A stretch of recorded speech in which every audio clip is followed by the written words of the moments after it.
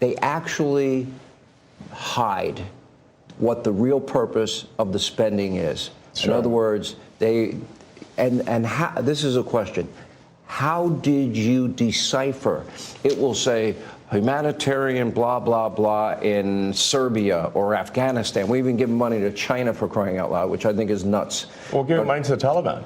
What money to the Taliban? Like a lot. All right, so I'm like, for what? But I want to see the pictures of what they did. But they try to obscure it, but then you got to the bottom line, which is what I'm now scrolling on the screen, yes. And that is $20 million on a Sesame Street show in Iraq, $56 million to boost tourism in Tunisia and Egypt, $40 million to build schools in Jordan, $11 million to tell the Vietnamese to stop burning trash, $45 million for DEI scholarships in Burma, $520 million for consultant-driven ESG investments in Africa, DEI programs in Serbia.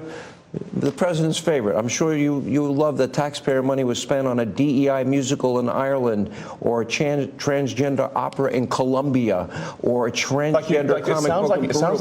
It sounds like how can these things be real? But this is actually what was done. It sounds like a comedy sketch or something. I have 20 pages of this. Right. It's not. It's a list a mile long. If you had to put a number on it, how much do you think you've identified waste, fraud, abuse, corruption at this point? And again, we're going to be scrolling this throughout the program.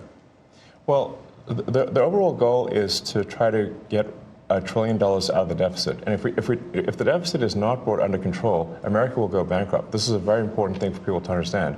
A country is no different from an individual in that if an individual overspends, an individual can go bankrupt, and so can a country.